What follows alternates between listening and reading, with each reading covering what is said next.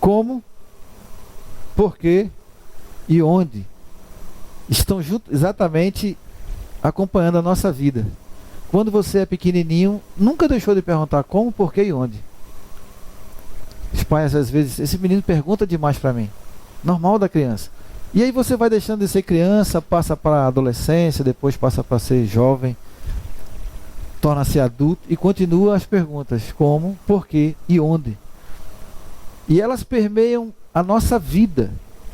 E por causa delas, nós conseguimos alcançar muitas coisas em várias áreas da humanidade.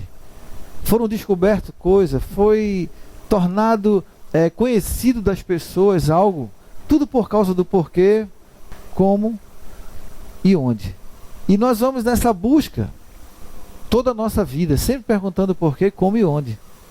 Mas o que fazer quando você pergunta como, porquê e onde e você não tem resposta? Você não consegue encontrar algo que agrade a sua racionalidade e a sua lógica. Você tem são três opções que nós vamos ter. Ou nos tornamos cínicos, ou interiorizamos aquilo e passamos a ter problemas intensos, ou continuamos perguntando até tentar encontrar uma resposta. Normalmente as pessoas seguem por esse caminho. E o tema dessa palavra hoje é exatamente para aquelas pessoas que sofrem. É exatamente por aquelas pessoas que sofrem por ver o mal de forma galopante agir na sociedade, nas famílias e perto de você. O tema de hoje é exatamente isso aí. Como, porquê e quando. O que fazer quando não encontramos respostas para estas perguntas? Você olha para um lado, olha para outro e você não tem resposta. Continua aquele como vazio, enorme ao lado dele e você não sabe como responder. E eu trouxe para a nossa reflexão hoje a história do Abacuque. Todo mundo conhece o Abacuque. E nós vamos pensar um pouco sobre Abacuque. Abacuque é um profeta menor, não é menor porque ele é pequeno em estatura ou porque o que ele escreveu não é importante. Ele é menor porque a quantidade do que foi escrito, o volume, é pequeno. Por isso é chamado de um profeta menor. E profeta menor na Bíblia nós temos 12. Nós temos 5 maiores, e eles são considerados maiores pela grande quantidade de documentos ou profecias que escreveram. E nós vamos encontrar 12 profetas menores, que serão menores pela quantidade de profecias escritas, pelas folhas escritas. E eles são chamados de profetas menores, e Abacuque está entre eles. O que é que nós vamos fazer? Quando você olha para o livro de Abacuque, é um livro de 3 capítulos, todo mundo sabe disso, mas eu vou repetir só para você, né, situar-se aí. É um livro de 3 capítulos, que ele começa no primeiro capítulo fazendo pergunta a Deus, perguntas às vezes até difícil, perguntas até de uma certa forma não muito legal, de uma perspectiva de você dirigir-se a um Deus, a um amigo, a uma pessoa, mas foram perguntas realmente sinceras e profundas. E nós aprendemos uma grande lição, que Deus, ele não fica de forma nenhuma chateado se você fizer perguntas a ele. Você pode abrir seu coração para ele e perguntar o porquê das coisas, o porquê disso aí. E o Abacuque vai fazer perguntas tremendas. Se você quiser acompanhar comigo aí, nós vamos olhar as perguntas de Abacuque. Abra sua Bíblia no livro de Abacuque. Talvez você não saiba onde fica o famoso o Abacuque, mas você vai passando a sua Bíblia e você vai encontrar o grande Abacuque. Encontrou ele? Oséias, Joel, Amós. Depois, vamos lá. Oséias, Joel, Amós.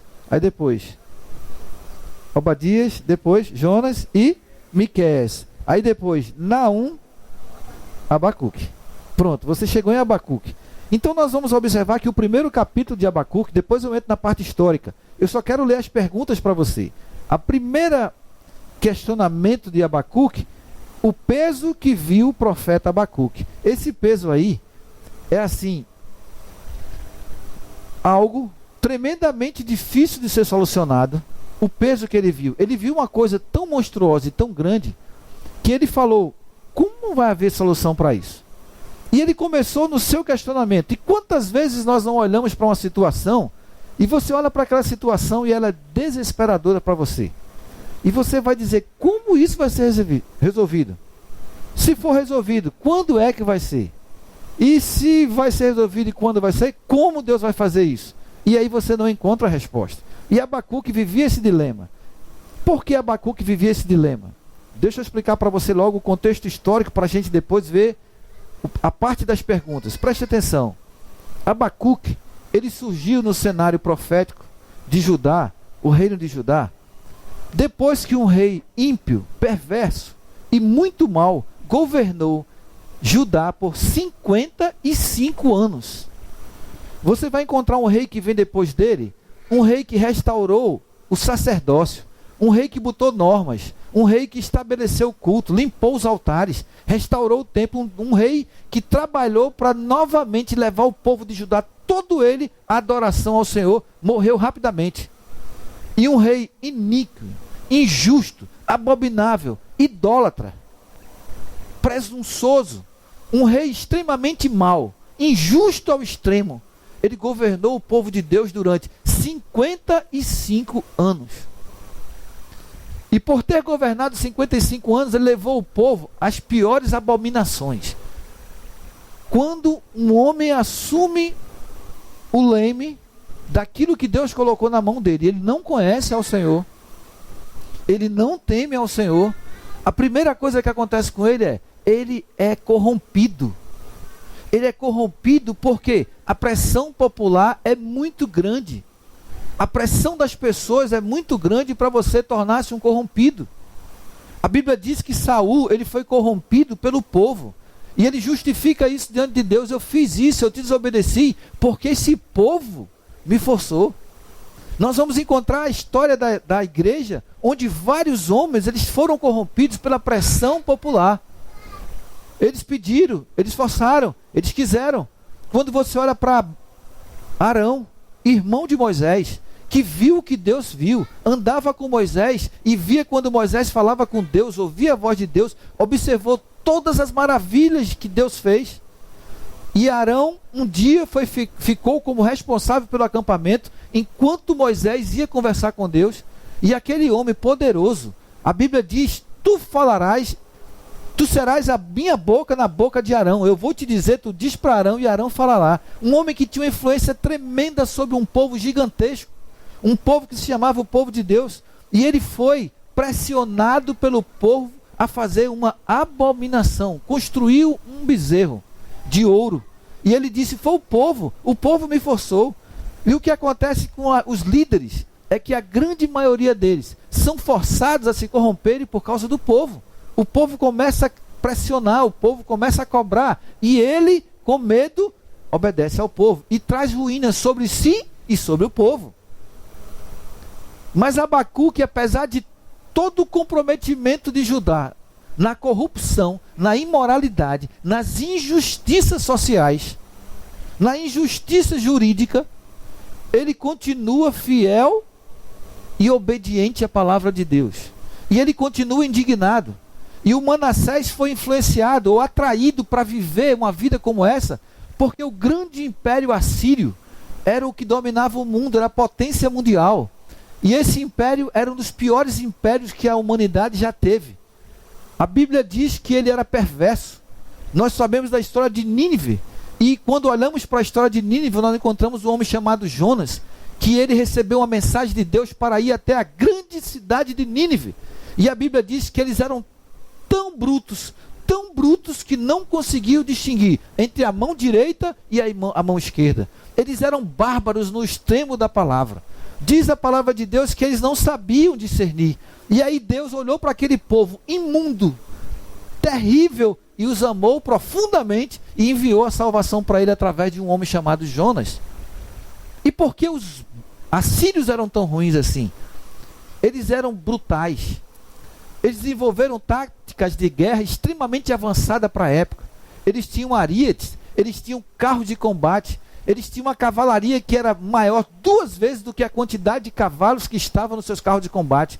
Era um grupo extremamente preparado. Ele tinha uma infantaria pesada que avançava sobre as tropas e tinha uma infantaria ligeira, com menos armas, somente com flecheiros, e eles faziam um ataque massivo sobre os seus povos, os povos que eles queriam. Eles mandavam os carros de combate, ia em direção, o pessoal não tinha carro de combate, vinha a infantaria na mão, de repente vinha aqueles carros de combate de ferro, com os cavalos correndo, e os dois homens em cima, eles batiam em frente à tropa, e a tropa tinha que abrir, a tropa tinha que se desintegrar para poder se defender daqueles carros, e eles colocavam faca nas rodas, e atacavam as pessoas, e penetravam e saíam tentando matar o máximo que pudesse. Logo que eles faziam isso, imediatamente vinha a cavalaria, e a cavalaria passava por cima do que ficou.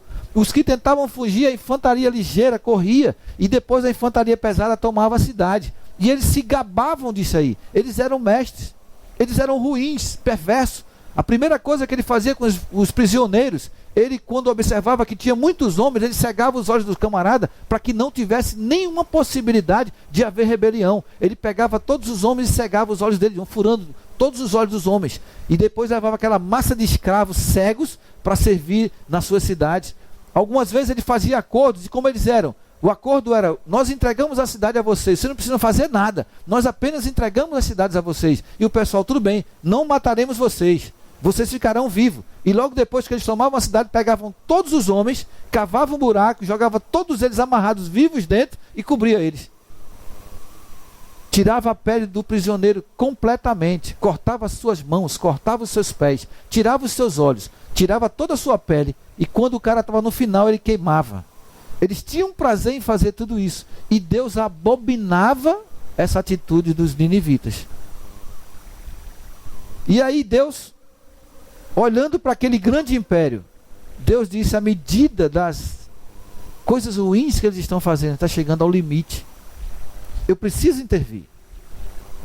E a Bíblia diz que em Jonas, Deus encontrou o homem que levaria uma mensagem que mudaria aquele povo terrivelmente cruel, que o transformaria através de uma simples pregação de apenas meio-dia. Aquele multidão foi mudada.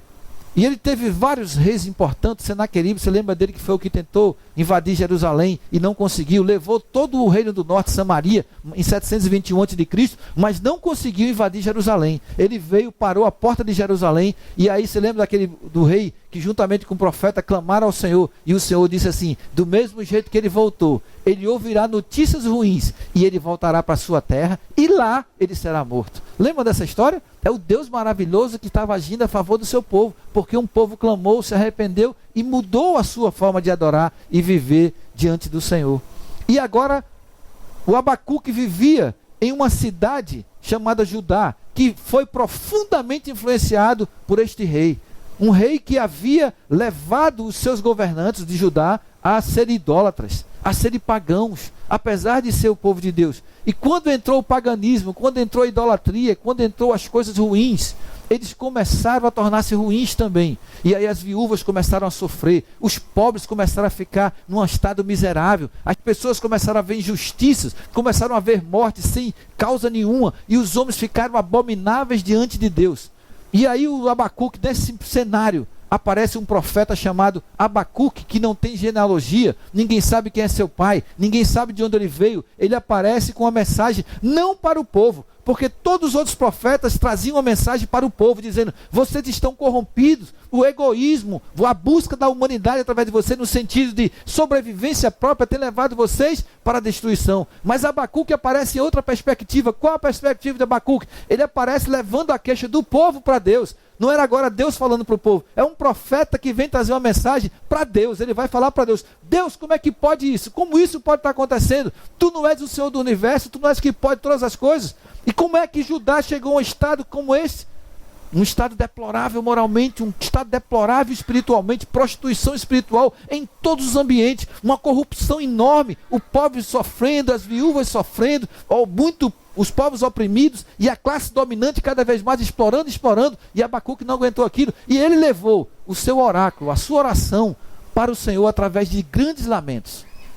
E eu quero convidar você, para que você agora possa olhar para essas grandes lamentações, o peso que viu o profeta Abacuque. 2. Aí ele começa assim, ó: até quando, Senhor, clamarei eu e tu não me escutarás? Gritarei violência Estou dizendo para ti que há violência nesse meio e não salvarás. Quantas vezes você olhou para Deus e fez essa pergunta? Até quando, Senhor, clamarei eu e tu não me escutarás? Quantas vezes você dobrou seus joelhos na presença do Onipotente, do Deus poderoso, o Deus que pode todas as coisas, e perguntou para Deus: Deus, por que tu não me respondes? Deus, por que tu não me dá uma luz? Deus, por que tu não me socorre? Deus, por que tu não age? Deus, por que tu não interfere? Deus, por que tu não vai lá e toma uma atitude? Deus, por que o Senhor está vendo tudo isso e o Senhor não faz nada? É o ímpio prosperando. A primeira pergunta de Abacuque foi essa. A segunda pergunta: por que razão me fazes ver a iniquidade e ver a vexação? Tu estás me deixando ver, Pai, a iniquidade operando no meio do teu povo, as injustiças terríveis, a exploração, a mentira, a maldade, e o Senhor não age, porque a destruição e a violência estão diante de mim. Todo dia eu vejo gente morta de forma injusta, todo dia eu vendo o justo sendo massacrado de forma absurda pelos poderosos. Eu vejo a injustiça aumentando diuturnamente, Senhor, e o Senhor me permite ver isso. Há também os homens que suscitam a contenda e o litígio. Por esta causa, Senhor, a lei se afrouxa e a sentença nunca sai, porque quando sai, ela é injusta, porque o ímpio cerca o justo e sai o juízo pervertido. As 3, 4 colocações que Abacuque coloca diante de Deus, terríveis. O Senhor não me ouve, o Senhor não age a meu favor, a injustiça está aumentando, os ímpios estão prosperando, os ímpios estão fazendo o que é errado, e os ímpios estão matando, dilapidando, oprimindo, e o Senhor não faz absolutamente nada. Este é o grande questionamento do Abacuque. Mais à frente ele vem com outro questionamento, colocando diante de Deus uma indignação santa por tudo aquilo que está acontecendo, e Deus está absolutamente em silêncio. Deus não está fazendo absolutamente nada. Deus está distante. E aí nós vamos ver algumas inquietações dele. Como pode o mal prevalecer? Como pode? Eu sou um homem justo diante de Deus. Eu trabalho para Deus. Eu estou na sua presença, servindo de manhã e de noite, em adoração, em oração, em jejum. E olho para o teu povo e vejo o teu povo corrompido. Como pode isso estar acontecendo? Como pode um injusto ser usado para fazer justiça? Sabe quando foi que ele perguntou isso? Quando Deus disse para ele: não se preocupe não, que eu vou trazer os caldeus para destruir a Síria. Ele ficou louco. Ele disse: espera aí, Deus, não faça isso, porque é um injusto pior do que o outro fazendo justiça com o outro. Não faça isso, está errado. O Senhor vai trazer os caldeus para fazer justiça contra os assírios. Eles são os depravados, e eles não podem fazer isso, que eles nem sequer existem ainda. Mas eu sei que eles são maus. É um povinho pequeno lá, mas eles são maus. Se eles chegar aqui, eles vão fazer a mesma coisa. E eles nunca farão isso, porque eles são um poder que ainda não tem condição de vencer a Síria. Por que o Senhor faz isso? Porque o ímpio parece vitorioso. Por que aos nossos olhos o ímpio parece vitorioso? Por que pensamos que Deus fica indiferente ao mal? Por que pensamos que Deus fica indiferente à injustiça? Eu faço uma pergunta para você aqui. Algum de vocês aqui ficam indiferentes diante do mal? Algum de vocês ficam indiferentes diante da injustiça? Nenhum de nós, a gente abre a boca. E a Bíblia diz que nós somos falhos e imperfeitos. E por que você acha que Deus virou as costas para você? Por que você acha que Deus não está olhando para você? Por que você acha que Deus não está ouvindo a sua oração? Por que você acha que Deus disse para você: te vira? Eu lembro de um salmo de Asaf, onde ele vai dizer, se eu não me engano é o Salmo 73. Nesse caso aqui, você vai encontrar um homem na mesma perspectiva de Abacuque, só que ele está, sabe como? Ele está indignado numa questão mais pessoal, numa questão mais particular. Ele teve inveja de algumas pessoas injustas que estavam prosperando na vida. Aí você pode perguntar assim, como é que eu, uma mulher de Deus, um homem de Deus, na presença dele, em adoração, e só me vem coisas ruins? Meu trabalho não vai bem, não vejo a prosperidade financeira na minha vida, não vejo muito futuro para mim. A mesma colocação do Asaf. Aí foi numa perspectiva mais individual, mais pessoal. Aí quando eu olho para o ímpio, que está fazendo todo tipo de safadeza, eu tenho a minha empresa, busco fazer tudo direitinho, pago os impostos direitinho, faço tudo que a lei manda, e olho o meu estado, quase à falência. Olho para o meu vizinho e o vejo prosperando, fazendo todo tipo de pilantragem. O Asaf disse, eu fiquei com inveja dele. O Asaf disse, eu fiquei com inveja, porque eu disse, não é justo. E ele vai dizer, isso me perturbou tanto, que eu quase caí, que eu quase me prostrei, que eu quase não andei, que eu quase não me locomovi. Mas a salvação veio no dia que ele entrou na presença de Deus, e Deus mostrou o fim deles. Aqui foi uma questão mais pessoal, de pessoas próximas. Abacuque não. Abacuque está vendo um país perdido. Abacuque não está vendo o mal regionalizado, localizado. Abacuque vê o mal imperando em toda Judá, em todo o reino. E Abacuque vê Jerusalém perdida, e ele coloca isso diante do Senhor. Não foi uma coisa pessoal, não era ele com um grupinho que estava à volta dele, não. Ele olhou para toda a nação, e toda a nação está corrompida, toda a nação está pervertida, toda a nação está adúltera, toda a nação acende incenso a outros deuses, e isso mexe profundamente com aquele homem. E ele faz todos esses questionamentos. E um dos mais chatos para mim é esse aqui. Como é que o Senhor vê tudo isso acontecendo e o Senhor não faz nada? Absolutamente nada. Mas a primeira coisa que nós precisamos entender é que esse Abacuque era um profeta de Deus. Um homem que Deus levantou para trazer essa mensagem para nós hoje e para muitas outras pessoas durante os séculos que esta palavra foi pregada.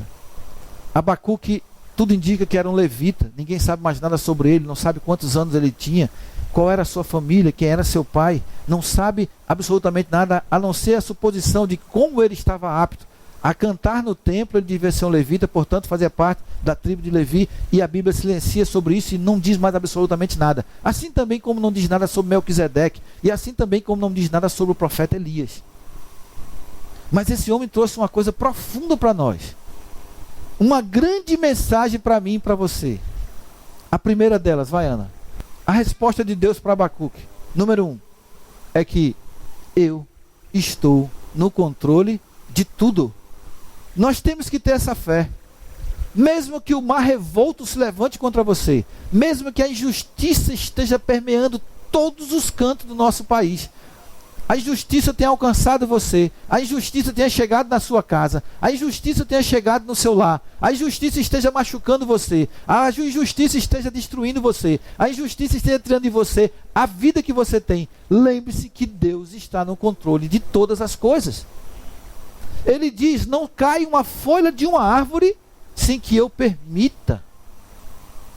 Eu sei todos os cabelos da sua cabeça, quantos cabelos você tiver, eu sei quantos são, eu conto e sei. Isso é Deus dar importância a detalhes. Qual é a sua preocupação com uma folha que cai?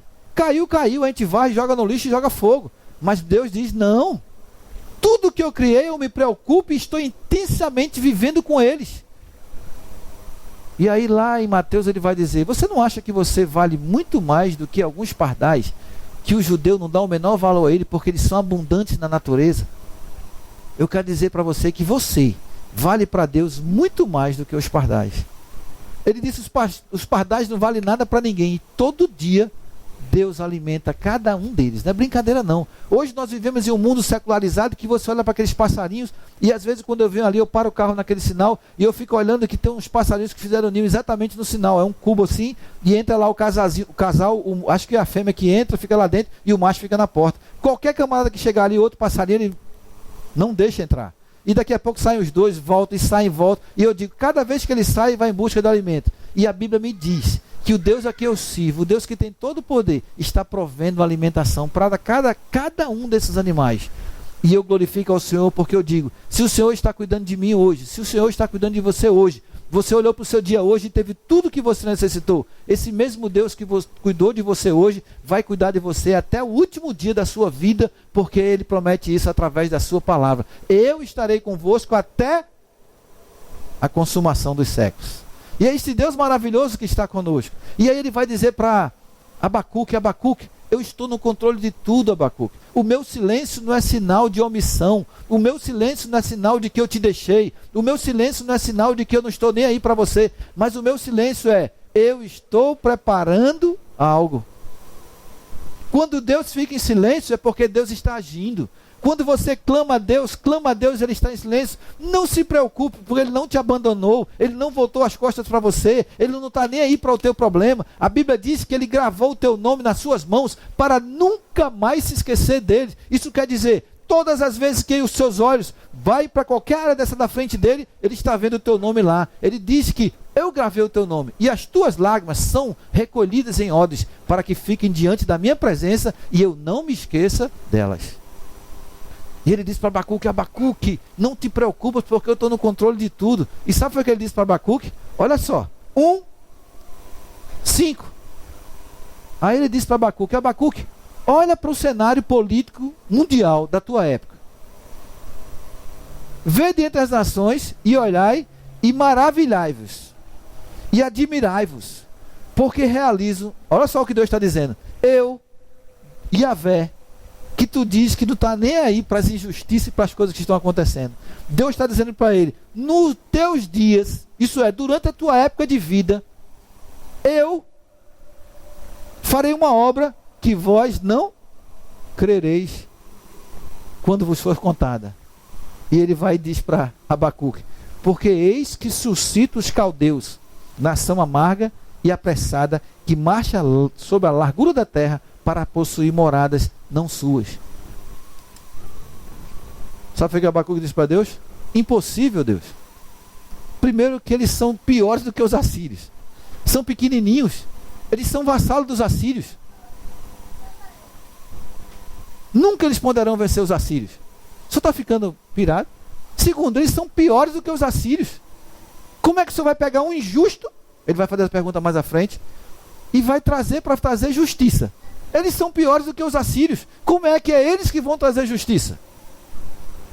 E Deus disse, mas eu estou no controle de tudo. Eles serão a minha vara. E aí Deus começa a falar sobre os babilônicos. Preste atenção.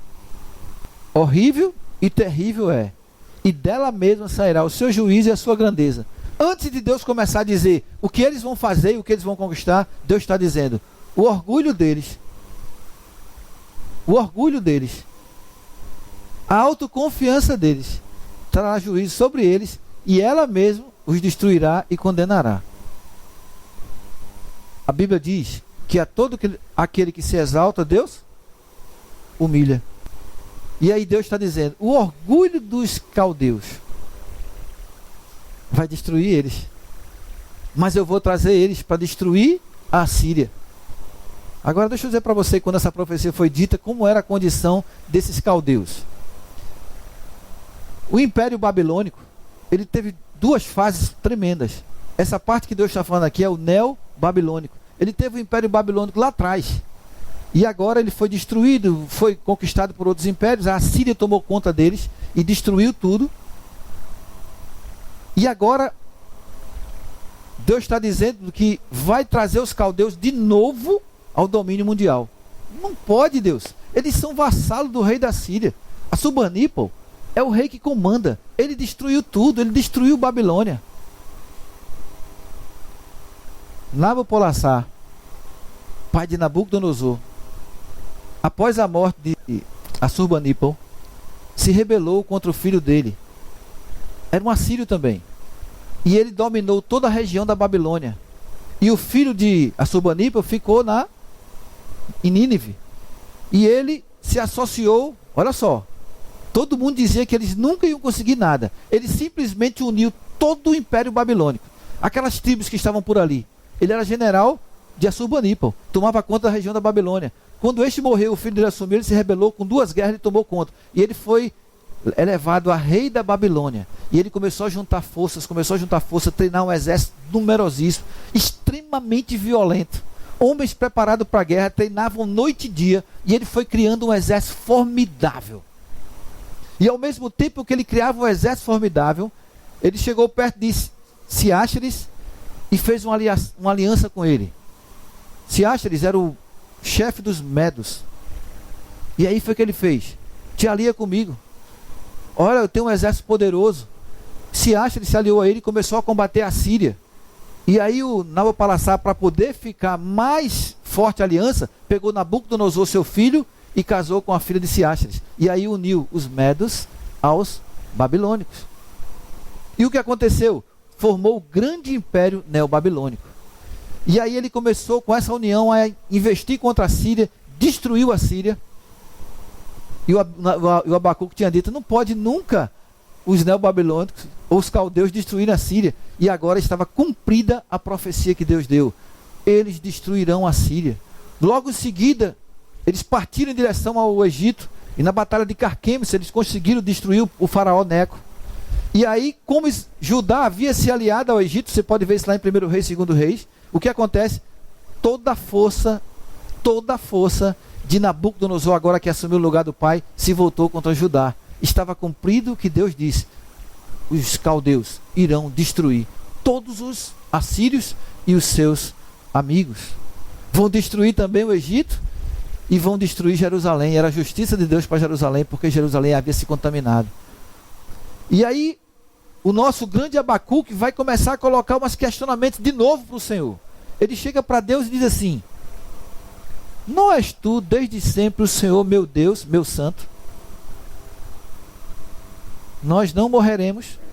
Ó Senhor, para juízo o puseste, e tu, ó rocha, o fundaste para castigar. Tu és tão puro de olhos, que não podes ver o mal, e a vexação não podes contemplar. Por que, pois, olhas para os que procedem alevosamente e te calas, quando o ímpio devora aquele que é mais justo do que ele? O que ele está dizendo? Ele está dizendo: como é que pode os caldeus, que são mais ruins do que os assírios,